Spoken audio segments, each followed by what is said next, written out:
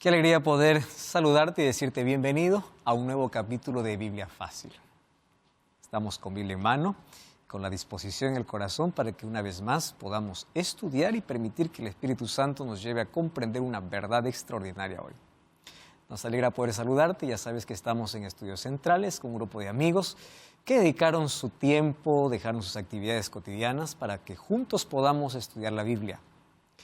Y hoy vamos a abordar un tema realmente importante. Durante esta temporada estamos tocando puntos específicos que en las temporadas anteriores, por falta de tiempo, obviamente, no nos dio la oportunidad de poder explicarlo mejor. Hoy vamos a dedicarnos en un solo texto de la Biblia, así que prepárate lápiz y papel, pero sobre todo Biblia en mano, para permitir que Dios pueda hablarnos a través de ella. Bienvenidos amigos a un nuevo capítulo de Biblia Fácil. Listos entonces estamos para el estudio de hoy, ¿correcto? Antes de poder ir al estudio de hoy, quiero ofrecer para todos nuestros amigos un curso bíblico que sin duda es extraordinario para poder seguir respondiendo principales dudas que siempre tenemos sobre nuestra fe, sobre la vida cristiana. En busca de la verdad es un curso que está disponible para ser solicitado a través del WhatsApp más 5512 9810 1460 o también puedes ingresar a estudielabiblia.com.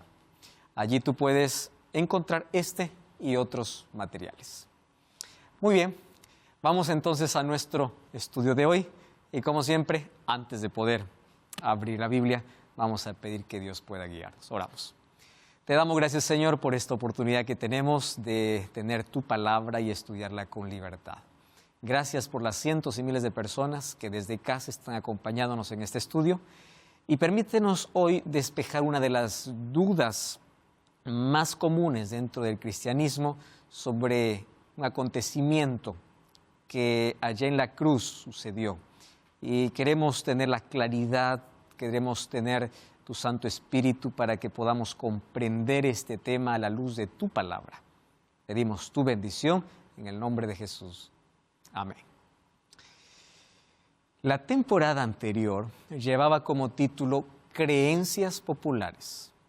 Entonces, dentro de Creencias Populares se estudió de manera bíblica e histórica cómo principales creencias entraron dentro del cristianismo contradiciendo las Escrituras.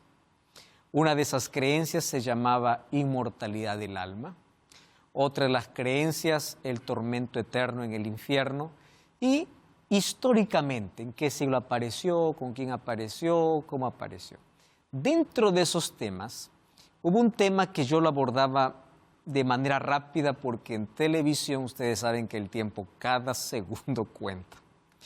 Y hoy he decidido dedicar todo este programa solamente para ese punto, porque cada vez que abordaba el tema de la inmortalidad del alma, siempre me llegaba esta pregunta: ¿y qué pasó con el ladrón que se arrepintió a última hora? Y Jesús le dice: hoy estarás conmigo en el paraíso. Es la evidencia que cuando uno muere va al paraíso. Es la evidencia que cuando uno muere puede ir al infierno. Entonces, voy a volver a un principio que ya mencioné en el capítulo anterior. La Biblia es palabra de Dios porque una de las características que ésta tiene es la unidad temática. La Biblia fue escrita en un periodo de 1600 años por diferentes escritores que no se conocieron. Moisés no conoció a Juan, Pablo no conoció a David. Pero Dios guió el pensamiento, por eso es inspirada. Los escritores en su propia cultura, educación, escribieron, expresaron lo que recibían como visión o como palabra del Señor. Eso significa que si la Biblia es inspirada por Dios, número uno, Dios no se contradice. Número dos, la Biblia mantiene una unidad doctrinal. ¿Qué cosa es una unidad doctrinal? La unidad doctrinal significa que no existen dos planes de salvación, no existen dos maneras de salvarse, no existen dos caminos como opción. La Biblia presenta la doctrina de manera clara, sencilla y única. Pero ¿por qué hay tanta confusión? Y eso explicamos un poquito en el primer capítulo. Porque fíjense una cosa, cuando alguien va con un concepto ya diseñado en su mente a leer la Biblia, y si quiere justificar su concepto, lo va a lograr. ¿De qué manera? Es fácil. Haciendo decir a la Biblia lo que no dice. ¿Cómo hago decir a la Biblia lo que no dice?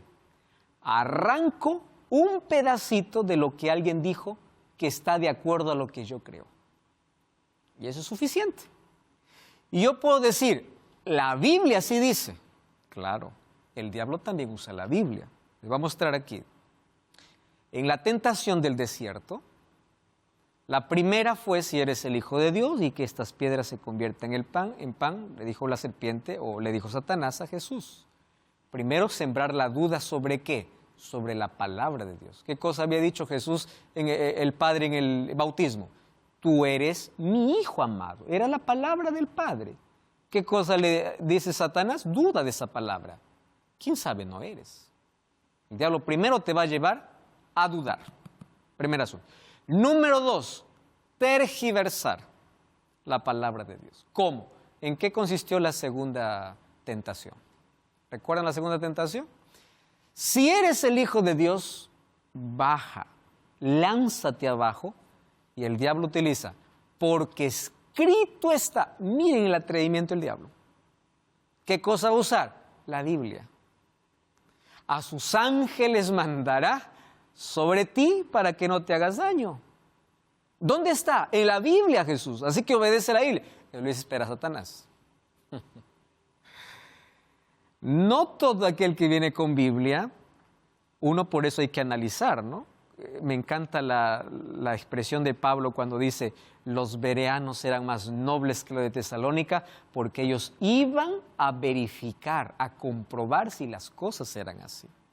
Entonces, Satanás puede usar parte de la Biblia para hacerle decir lo que no dice. Entonces, hoy hay muchas personas que dicen, pues bueno, aquí la Biblia dice, muy bien, la Biblia dice, o un libro dice, o un texto dice. Entonces, ¿cómo se lee la Biblia? La Biblia se lee en su totalidad. Si hay un texto de la Biblia que aparentemente contradice a otro, no está contradiciendo.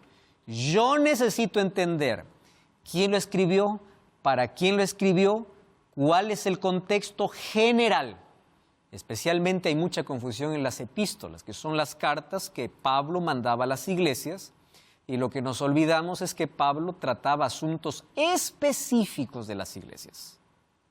¿Cuál era el problema específico en ese tiempo? Judaizantes que colocaban la ley por encima de la gracia. Aparentemente condena la ley, no está condenando la ley. Está diciendo que la salvación es por gracia, pero no está diciendo que la ley ya no sirve. ¿Qué cosa está tratando Pablo? El tema de circuncisión. ¿Qué cosa toca Pablo? El tema de inmoralidad.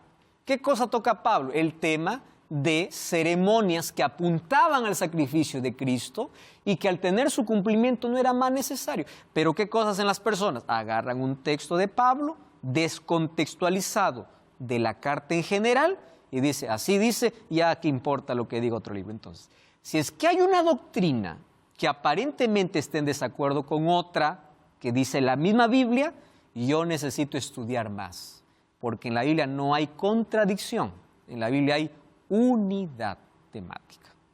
¿Correcto? Entonces, dicho todas estas cosas, nuestro tema de hoy es, el ladrón arrepentido, ¿fue al cielo? Eso es lo que dice la Biblia, que cuando una persona muere, ¿va al cielo? Entonces, este tema ya lo he abordado de una manera general en la temporada anterior. Hoy estoy tocando específicamente este punto, ¿está bien? Si ustedes quieren conocer más sobre el tema de a dónde van los muertos, qué hacen los muertos, todo, ya está en otra temporada. Hoy vamos justamente a este punto, porque este es el punto que muchas personas dicen, aquí está la evidencia, cuando uno muere ya va al paraíso o ya va al infierno, en fin. Bueno, primero vamos al lado histórico. Los asirios fueron los que inventaron la cruz. La cruz era la peor y la mayor condena para cualquier criminal. Crucifixión en el tiempo de los romanos era común, era normal. Eso era todos los días. Los soldados romanos llegaron a la insensibilidad de poder tener que crucificar y comer al mismo tiempo mientras cuidaban al crucificado. Y una persona que era crucificado no moría en un día, hay registros de que una persona crucificada demoraba entre 3 a 7 días, una semana estaba colgada para morir. Entonces, en esos 3 a 7 días, esas personas suplicaban la muerte a los soldados. Por favor, acaben ya. Gritaban, mátenos ya. Pero no. ¿Por qué no lo hacían? Porque la condenación era muere lentamente. Hasta el último minuto era una agonía terrible. El sol inclemente en el día, el frío en la noche, moscas que venían, gusanos que comenzaban a carcomer ya la carne, infección, fiebre y es más. Recuerden que el texto bíblico dice que los soldados quebraban los huesos para acelerar la muerte. O sea, ni siquiera les quitaban la vida, les quebraban los huesos. Pero cuando fueron a quebrar los huesos de Jesús, no lo pudieron quebrar porque Jesús ya estaba muerto. Entonces, ¿por qué es que Jesús murió el mismo día que fue crucificado? Porque Jesús entregó la vida.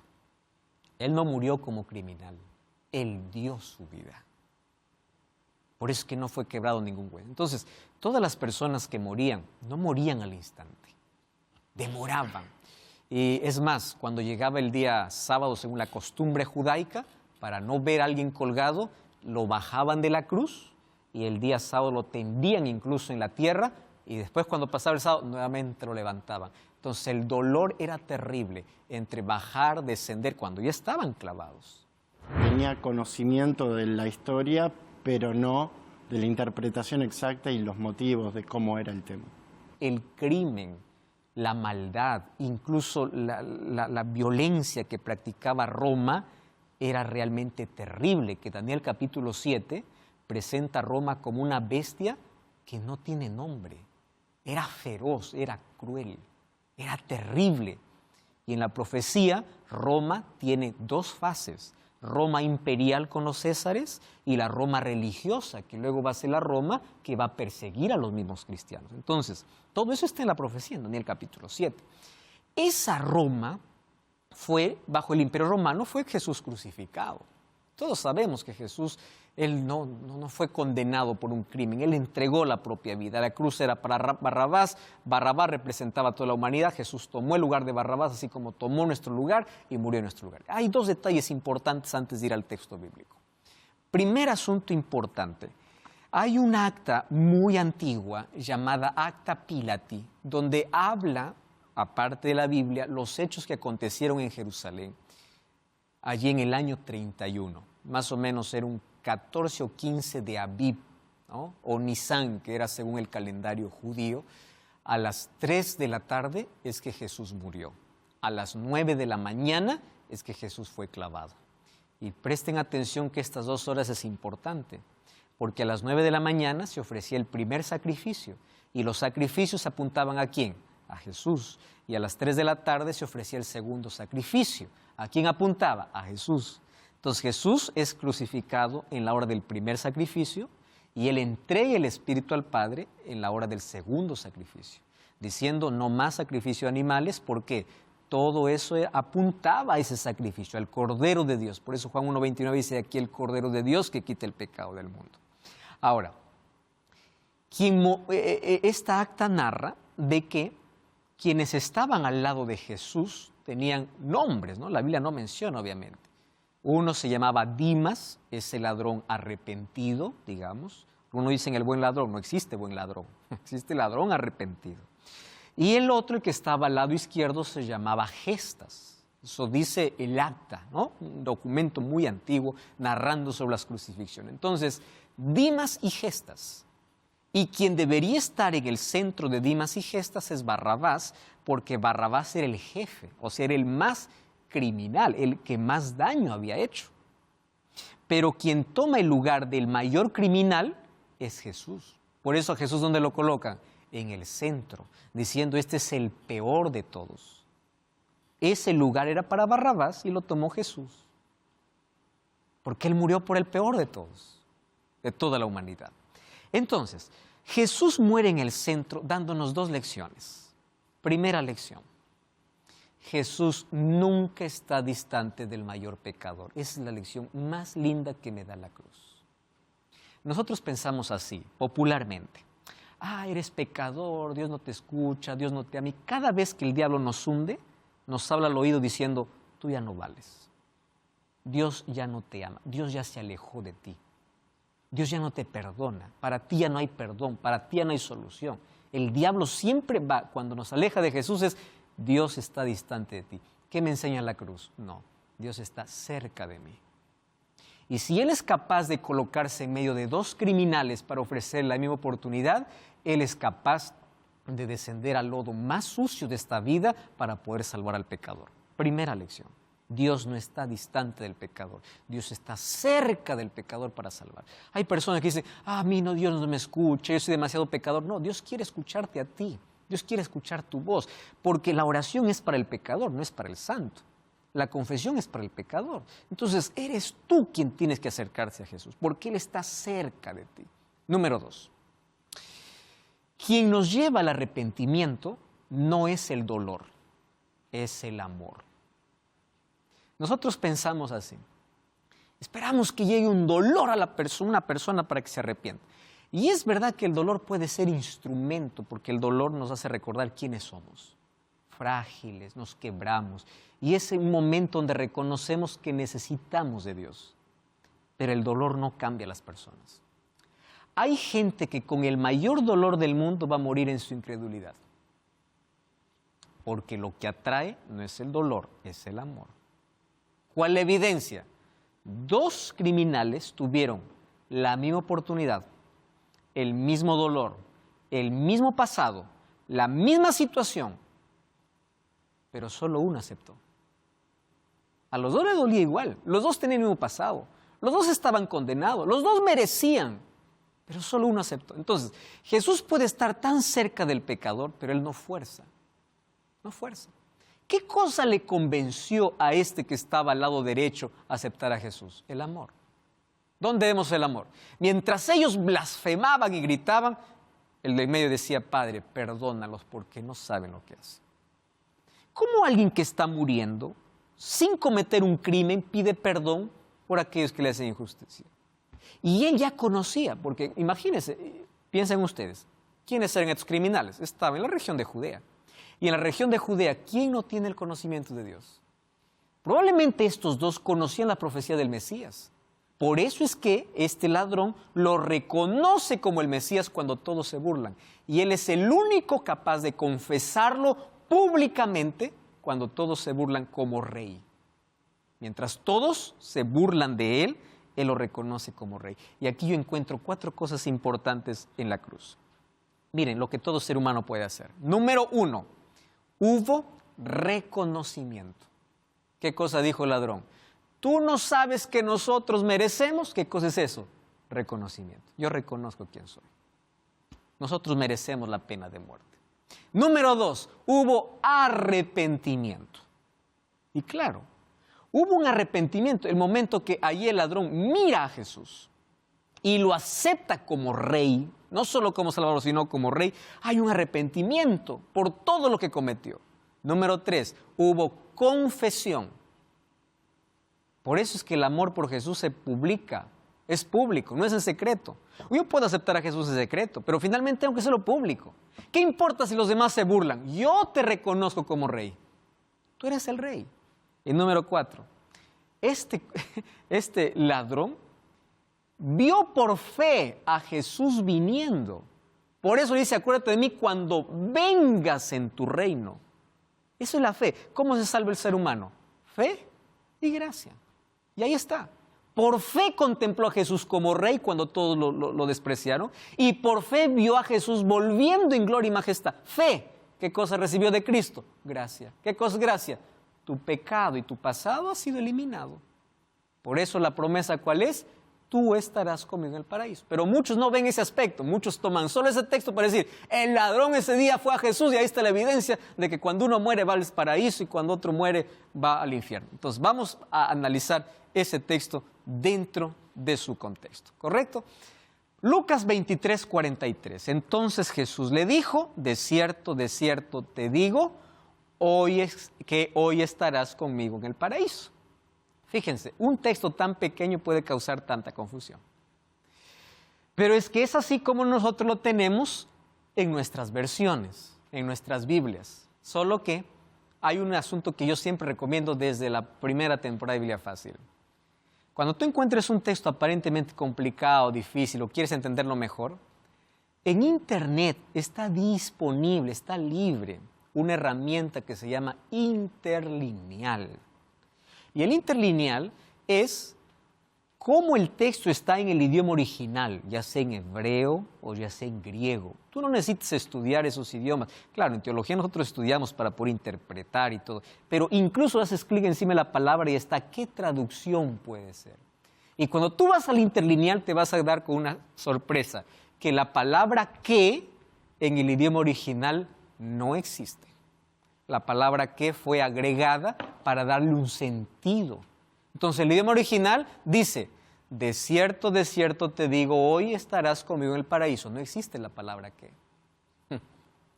Quitando la palabra que, ya tiene otro significado. ¿Correcto? Ahora, ¿cómo aparece en el idioma original? Este es el idioma griego, ¿no? En griego aparece, amén, soilego semeron metemou esento paradeisou. ¿Qué cosa es lo que dice? De cierto te digo, hoy estarás conmigo en el paraíso. Solo que esta expresión griega, hoy, está separada. Cuando fue escrita, estaba todo junto. Recordemos que el idioma griego, ¿no?, recién aparecieron a separarse, a hacer la separación de palabras en el siglo VI, en el siglo VII. En el siglo VIII aparecen recién los signos de puntuación. No habían signos de puntuación en ese tiempo. Era un texto corrido. Los signos de interrogación. Entonces, cuando uno lee el texto en el idioma original y va a la manera como se ha traducido, pueden existir algunas diferencias que no alteran la palabra, pero que necesitamos estudiar la mayor profundidad. Entonces, ¿por qué causa confusión? Porque hay muchos que de manera irresponsable incluso suben a un púlpito a predicar a tanta gente sin poder estudiar bien. Y hay tantos pastores, hay tantos líderes religiosos que están llevando a la gente a hacer entender la Biblia lo que no dice. ¿Por qué? Por irresponsabilidad. Muchos de ellos solamente leen el texto, lo interpretan a su manera. Anda al idioma original, estudia un poquito, averigua más, investiga más. Tú te vas a dar cuenta que la Biblia es hecha para estudiarla, no para leerla. Se lee el periódico, estudiar y dedicar tiempo. Estoy hablando especialmente para líderes, por favor, porque hay mucha gente que no va a ir a la fuente original. Seamos responsables con la palabra del Señor, te lo digo con mucho amor.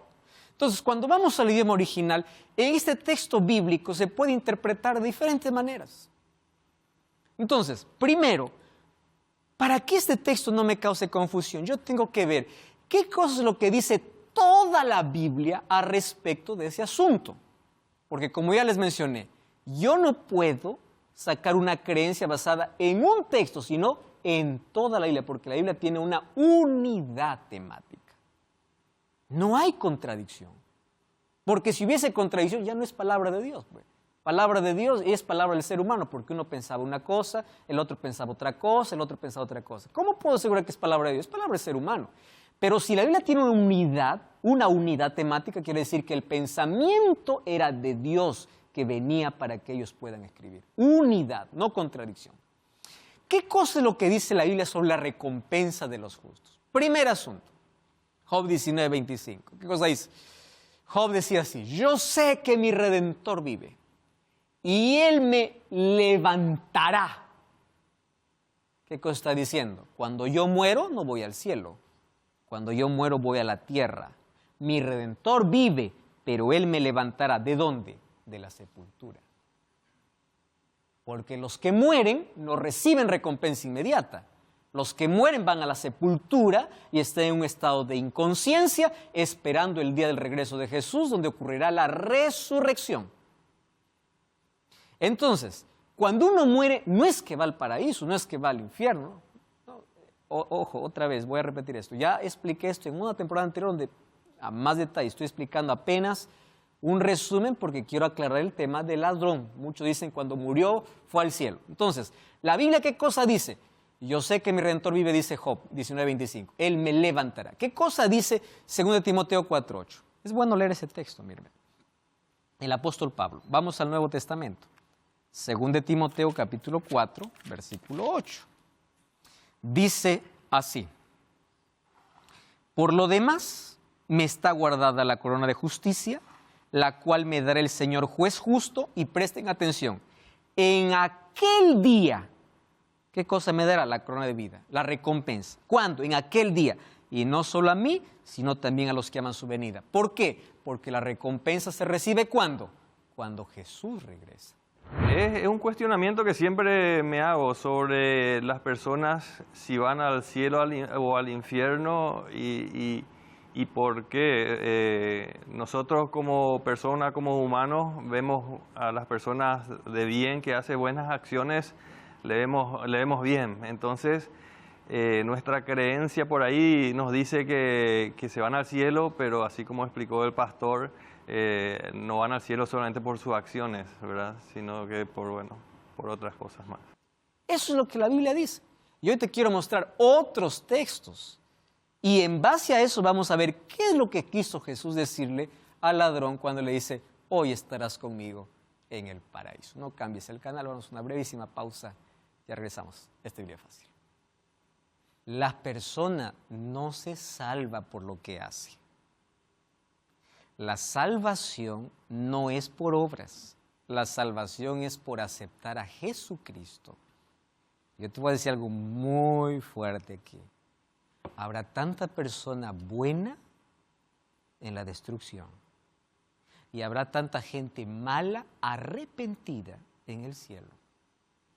Porque la recompensa no es para aquel que se portó bonito, es para aquel que aceptó a Jesús y en Jesús cambió su comportamiento, hizo buenas obras.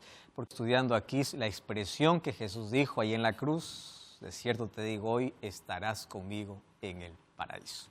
Muy bien, estamos estudiando primero qué dice la Biblia respecto de la recompensa de los que mueren. ¿Por qué? Porque si yo digo que cuando uno muere va al paraíso o va al infierno, quiere decir que cuando uno muere ya tiene recompensa. Mas estamos estudiando que en la Biblia, de manera general, la recompensa no se recibe al momento de morir, sino se recibe en aquel día, dice Pablo, en 2 Timoteo 4:8, y Job decía en Job 19:25, el Señor me resucitará, me levantará. Yo sé que mi Redentor vive y Él me levantará. No es que yo muero y Él me llevará, Él me levantará. Hay otros textos de la Biblia. Vamos a otro texto. Daniel capítulo 12, versículo 13. Vamos al Antiguo Testamento. Daniel, miren, cómo la Biblia tiene una unidad tremenda. Todos hablando del mismo tema. Daniel capítulo 12, versículo 13. Es la promesa que recibe Daniel cuando él va a morir. El profeta de Dios. Dice así, tú irás hasta el fin y reposarás. Hay otras versiones que lo traducen como morirás o dormirás, porque la muerte es considerada como un sueño. ¿Y qué cosa dice el texto? Y te levantarás para recibir tu herencia. ¿Cuál herencia? La vida eterna, el paraíso, la recompensa. ¿Cuándo lo va a recibir? ¿Cuando muere o cuando lo levante? Cuando lo levante. ¿Y cuándo será levantado? En el momento de la resurrección. Tú vas a morir, tú vas a descansar, pero tú te levantarás. Esa es la promesa que Dios tiene. Entonces, la recompensa no es cuando uno muere. La recompensa es cuando Cristo vuelva. Otro texto de la Biblia. Juan 5, 28 y 29. Juan, capítulo 5, ahora Jesús hablando. Juan, capítulo 5, versículo 28 y versículo 29. Juan 5, 28 y 29. Miren lo que Jesús dice. No os maravilléis de esto, porque vendrá la hora cuando todos los que están en el sepulcro oirán su voz. ¿Dónde están? En el sepulcro. ¿Quién está en el sepulcro? Obviamente los muertos, ¿no? ¿Y qué cosa dice el versículo 29? Los que hicieron lo bueno saldrán a resurrección de vida, pero los que hicieron lo malo, ¿a resurrección de qué? de condenación. ¿Dónde están ellos? ¿Están en el paraíso? ¿Están en el infierno? ¿Dónde están? En el sepulcro. Ellos oirán la voz, unos resucitarán para vida, otros para condenación. Eso es lo que dice la Biblia respecto de recompensa. Sí. Una consulta sobre qué pasa con nuestra alma en ese proceso hasta que regrese, porque de ahí sale el debate de que hay un Exactamente. purgatorio, etcétera. ¿Sabes que he dedicado el próximo capítulo para abordar un poquito el tema de alma? Hablando sobre la parábola del rico y Lázaro, que es otro tema que habla sobre el infierno. Eso vamos a tocar en el próximo capítulo. Mas, ¿qué cosa dice la Biblia respecto de alma? La palabra alma, nefesh en hebreo, significa persona o vida. O sea, ¿qué es un alma? Una persona. ¿Qué es alma? Vida. Se le salió el alma, se fue la vida. Entonces, ¿qué cosa sucede cuando uno muere? Eclesiastés 12:7, el polvo vuelve a la tierra, el aliento de vida o el soplo de vida vuelve a Dios y no hay nada más. No hay un alma deambulando, no existen almas desencarnadas, porque alma es persona, es vida, es una persona viva. Alma, según Génesis 2:7, polvo de la tierra, más el soplo de vida, el hombre fue un alma viviente. Pero en la temporada incluso anterior vimos cómo es que desde los egipcios, la filosofía griega se introdujo dentro del cristianismo con la idea de que el alma, como decía Platón, es algo que está dentro del cuerpo. Entonces el cuerpo es la prisión del alma. Cuando el cuerpo deja de existir, el alma se libera. Y al liberarse se tiene que ir a algún lugar. Y allí comienza. ¿Dónde va? Bueno, entonces va al paraíso, se va al infierno, se va... Pero eso no es bíblico. Esa pregunta llegó desde la curiosidad de entender qué pasaba en ese lapso hasta que volviera y si íbamos a estar en algún lado como en espera o simplemente no estábamos como tal. La respuesta del pastor me dejó muy claro todo y me hizo mucho sentido enseguida. Sí, ahí tengo otra pregunta. Conozco personas de buen corazón, Sí, caritativas, buenas en general, sí. pero que no creen en Dios. ¿Estas personas van al cielo o van al infierno? Con mi marido tuvimos esa pregunta, entonces él la efectuó en casa ya, porque habíamos leído. Entonces nos quedamos con la duda, pero sí, pero si va, si no fue, sí, pero... Entonces él hizo la pregunta. Nuevamente ese tema, mira qué bonito que estamos adelantando mucho el tema del próximo capítulo. La persona no se salva por lo que hace. La salvación no es por obras, la salvación es por aceptar a Jesucristo. Yo te voy a decir algo muy fuerte aquí. Habrá tanta persona buena en la destrucción y habrá tanta gente mala, arrepentida en el cielo. Porque la recompensa no es para aquel que se portó bonito, es para aquel que aceptó a Jesús y en Jesús cambió su comportamiento, hizo buenas obras. Porque las obras no son la causa, son el resultado, es la evidencia. Lo que no sabía es en que aquellas personas que siendo buenas acá, ahora, en la tierra, teniendo buenas acciones, siendo caritativas, pero siendo ateos o no recibiendo a Dios en sus corazones, aún así teniendo buenas obras, no van al cielo. Eso es lo que más eso no sabía. Yo creía que aún así, con buenas acciones, pero rechazando a Dios en tu corazón, aún así vos tenías acceso. Pero hay tanta gente que quiere hacer buenas obras lejos de Dios, y lejos de Dios no existe salvación. Es imposible. Entonces en la Biblia somos salvos por la gracia de Dios y por la fe en Jesús. La fe produce obras. Todas las obras tienen que ser mostradas, pero como resultado, no como la causa de la salvación. Y otra pregunta, estando ya en el infierno, ¿existe la posibilidad todavía de arrepentirse? Es que vamos a analizar qué cosa es el infierno, ¿no?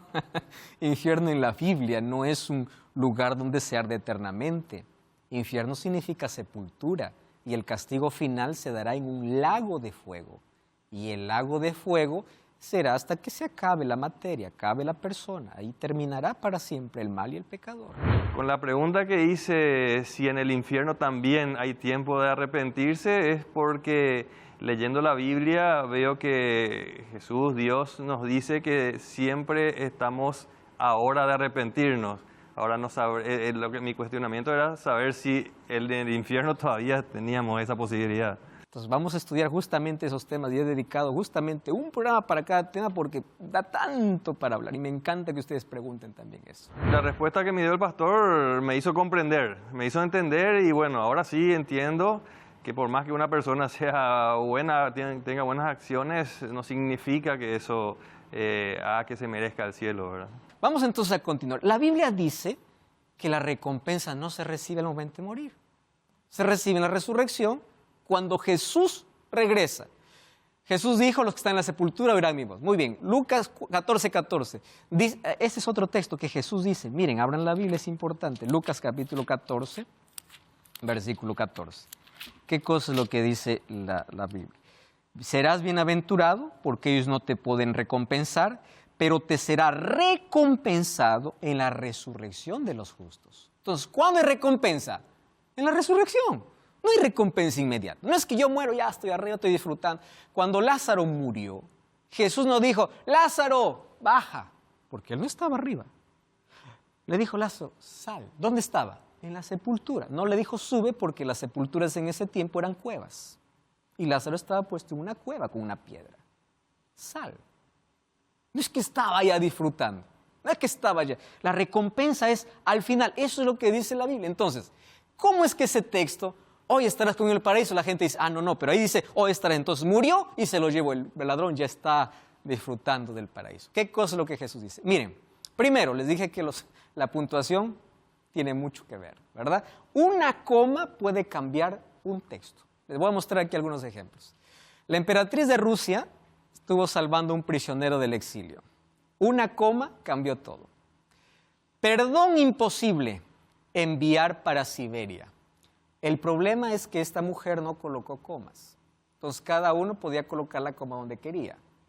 Y una coma podía cambiar toda la historia. Por ejemplo, si era la primera, perdón imposible, enviar para Siberia. ¿Qué cosa sería? Envíenlo. Pero ¿qué tal si la coma lo coloco en otro lado? Perdón, imposible enviar para Siberia, porque está perdonado. Una coma hacía que el exiliado vaya o no vaya, colocado en un lugar. Una coma cambia un texto. Una catástrofe se sufrió por escribir mal un telegrama en tiempo de guerra. El soldado pregunta, ¿debo hacer fuego o salvar la ciudad? El superior respondió, fuego no, salve la ciudad. Pero el soldado escribió, fuego, no salve la ciudad. Una coma causó una catástrofe. Un signo de puntuación colocado en un lugar incorrecto cambia toda la historia. Otro ejemplo. Napoleón dice a un condenado, la vida está en tus manos, tú eliges. Y él escribió sin comas, perdón imposible que cumple la sentencia. Había dos opciones. Primera opción, tenía dos opciones para alterar. Perdón, coma, imposible que cumpla la sentencia. ¿Esto qué cosa significaba? Libertad. Pero también podía escribir, perdón imposible que cumple la sentencia. ¿Qué cosa significaba? Condenación. Una coma cambia toda la historia. ¿Qué sucedió en el texto? Otro mensaje, una vidente librándose de la acusación de la familia de un rey muerto. Ella envió un mensaje al rey, vivirás, no morirás. El rey se fue, confiando en ese mensaje. Pero resulta que el rey murió, la familia estaba denunciando.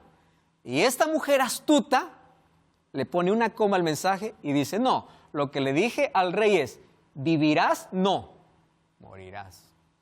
Cambió el asunto. Lo mismo se hace con el texto. Ustedes saben que la palabra resucitó no está aquí. Un ateo lo puede cambiar, solo con signo de interrogación o signo de puntuación. El texto dice, resucitó, no está aquí. Eso es lo que dice el texto bíblico. Pero un ateo puede decir, no, lo voy a colocar un signo de interrogación y una coma y ya está. ¿Resucitó? No, está aquí. O sea, una puntuación mal colocada puede cambiar absolutamente todo. ¿Qué cosa es lo que dice el texto? Miren las doctrinas bíblicas quebradas por la mala interpretación. Primera doctrina, el regreso de Jesús. Apocalipsis 22, 12, ¿qué cosa dice Jesús? Aquí yo vengo pronto y mi galardón conmigo. O sea, yo vengo para recompensar a cada uno según fue su obra. Eso dice la Biblia. ¿La recompensa cuándo se recibe? Cuando Jesús regresa. ¿Qué cosa dice Mateo 16, 27? Cuando el Rey venga en gloria y majestad, Él recompensará a cada uno según fuese su obra. ¿Cuándo la recompensa? Cuando vuelve en gloria y majestad. ¿Qué dice 2 Timoteo 4, el texto que ya leímos? Pablo dice, yo voy a ser muerto, he peleado la buena batalla, acabado la carrera, he guardado la fe. Me está reservada la corona de vida, que me dará el juez justo cuando, en aquel día, no ahora. No es que yo muero, Timoteo, yo ya desde el cielo voy a interceder por ti, desde el cielo te voy a mirar, desde el cielo te voy a guiar, en el cielo voy a disfrutar. No. ¿Qué le está diciendo? Me levantará el Señor. Porque la muerte, ¿a dónde te lleva? La sepultura, hasta el día de la resurrección. Entonces, ¿para qué va a regresar Jesús si cuando uno muere tiene recompensa? Primera doctrina quebrada. Segunda doctrina quebrada. ¿Para qué resurrección si las personas están en el cielo? ¿No es más fácil que todos mueran y ya estén en el cielo? ¿Para qué resurrección? No tiene lógica. Si las personas cuando mueren ya van al cielo, no tiene sentido la resurrección. Señor, ¿qué de nuevo vas a mostrar? Yo ya estuve aquí. Yo ya estoy recompensado. Tercera doctrina quebrada, juicio. ¿Para qué juicio si ya tiene recompensa inmediata? Entonces tenemos que eliminar todo el tema del juicio en la Biblia, porque dice que las personas primero son juzgadas para recibir la recompensa justa. Pero si la persona cuando muere ya tiene recompensa, entonces ¿para qué juicio? No hay sentido el juicio. Entonces, ¿cuál fue el pedido del ladrón? Es muy fácil. ¿Qué le dice el ladrón? Acuérdate de mí. ¿Qué cosa es el texto? ¿En qué está creyendo el ladrón? Cuando vengas. Ese vengas, ¿en qué tiempo está? Futuro. El ladrón entendió el mensaje. Somos nosotros los que no entendemos y lo hacemos tan difícil. El ladrón no le dice, acuérdate de mí cuando entres en tu reino, sino cuando regreses en tu reino. ¿De qué está hablando el ladrón? De la segunda venida de Jesús. Cuando vengas en tu reino. Entonces, ¿cuándo es que Jesús viene en su reino? ¿Qué dice Mateo 25? Cuando el Señor venga en gloria y majestad con todos sus ángeles, Mateo 25, 31 y 34, entonces dará recompensa. ¿Qué cosa estaba pensando el ladrón? En la venida de Jesús. ¿Y su pedido qué cosa es? Acuérdate de mí, ese día yo ejercí fe, yo acepté tu gracia. Cuando vuelvas, no cuando entres, cuando vuelvas. Yo no sé quién puede leer cuando entres en tu reino, cuando el texto dice cuando vengas. Cuando Jesús murió, ¿subió al cielo? Aún dice, ese día que el ladrón murió, se fue al cielo y ya está disfrutando. Espera un momento. Juan 20, 17 dice, Jesús le dice a María Magdalena, no me toques, aún no he subido a mi Padre. Ve a mis hermanos y dile, sumo a mi Padre, a vuestro Padre, a mi Dios y a vuestro Dios. Si Jesús no subió al cielo cuando murió, ¿cómo es que el ladrón solito va a subir al cielo? Entonces el ladrón no fue ese día.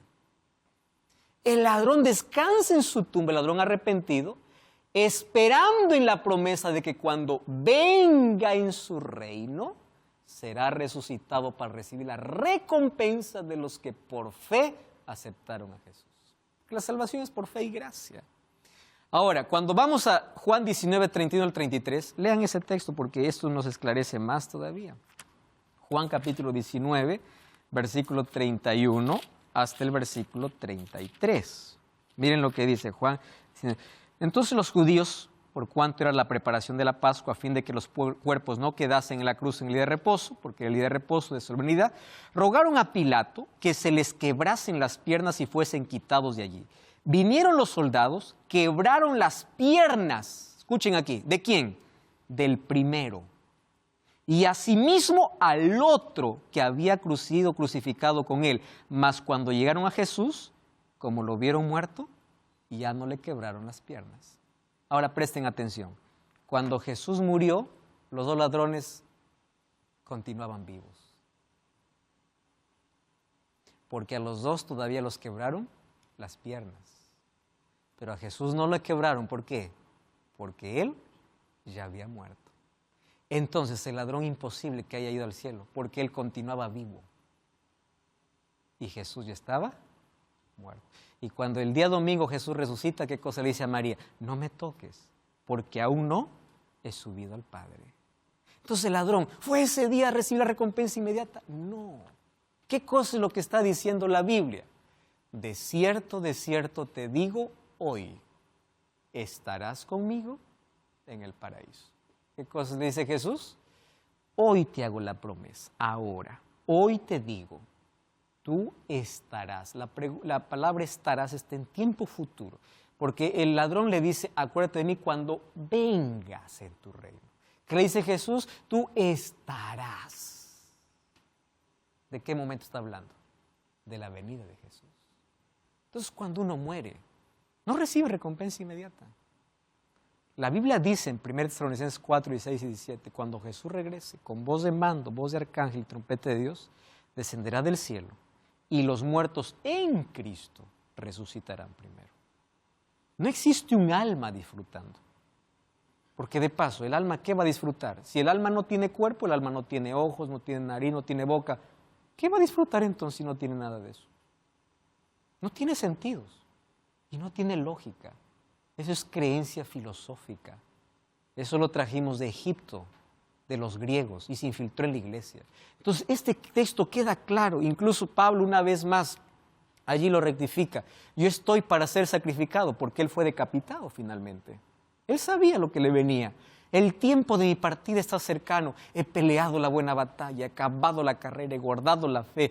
Por lo demás me está guardada la corona de justicia, la cual me dará el Señor juez justo. No dice ahora que muero voy allá. Entonces, ¿qué haces tú diciendo San Pablo, San Pedro? Ellos no están en el cielo. Él dice así, me dará el Señor justo en aquel día. ¿Qué día? No solo a mí, sino también a los que aman su venida. ¿Qué cosa está diciendo Pablo? Cuando Jesús regrese, allí voy a recibir la recompensa. ¿Cuándo? En aquel día. Esa es nuestra esperanza. En el próximo capítulo vamos a abordar la parábola del rico y Lázaro. ¿Qué cosa es lo que Jesús quiso decir?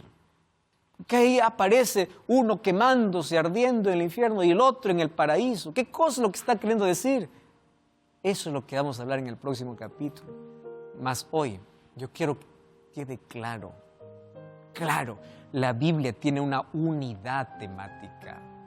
Y en la unidad temática la Biblia dice que cuando una persona muere no va a disfrutar, no va en ese momento a recibir recompensa. Cuando una persona muere va al descanso, inconsciente.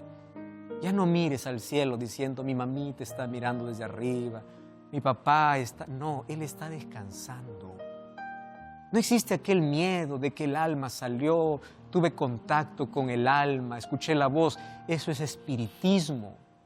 Y el espiritismo es una obra diabólica, porque no hay comunicación con los muertos. Quien se comunica con los muertos no es un muerto que sale, es Satanás imitando la voz, imitando la figura, porque el trabajo del diablo es llevarte a su terreno. Por favor, coloca tu esperanza en la promesa de Jesús. Mientras hoy estás vivo, acepta a Jesús, porque por fe se acepta a Jesús, para que tu vida esté segura en las manos de Dios y cuando Él regrese tú puedas ser resucitado, porque nadie te salva de muerto. Una oración no te lleva al cielo de muerto. Una misa no te lleva al cielo. La decisión es un asunto de elección en vida. Es ahora. Y no importa lo que has hecho, como el ladrón arrepentido, dile, Señor, estoy arrepentido, confieso que tú eres el Rey de Reyes. Acuérdate de mí cuando vengas, porque quiero que mi vida esté en tus manos. Entrega tu vida a Jesús y dile, Señor, en vida te reconozco como mi Salvador y Rey. Y cuando vengas en tu reino, yo quiero vivir contigo eternamente. Y el arrepentimiento es el trabajo del Espíritu Santo en la vida.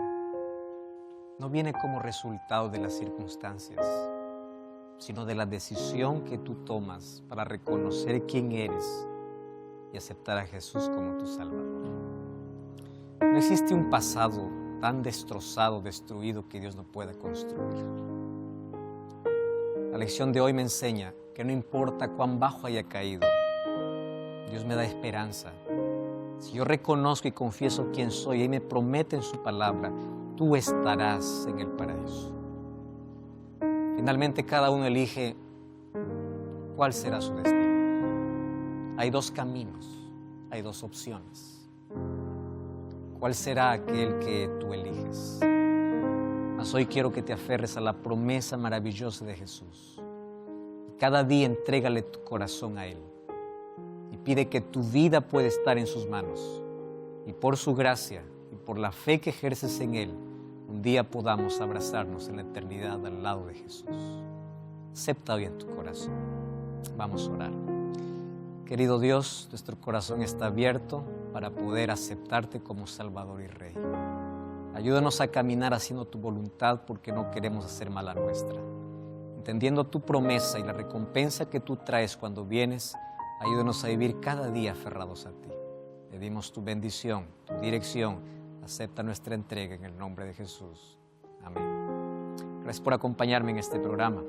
Te invito a buscar una iglesia adventista el séptimo día para seguir comprendiendo estas verdades que Dios tiene para ti. Si Dios lo permite, nos encontramos en el próximo capítulo de Biblia Fácil. Hasta la próxima.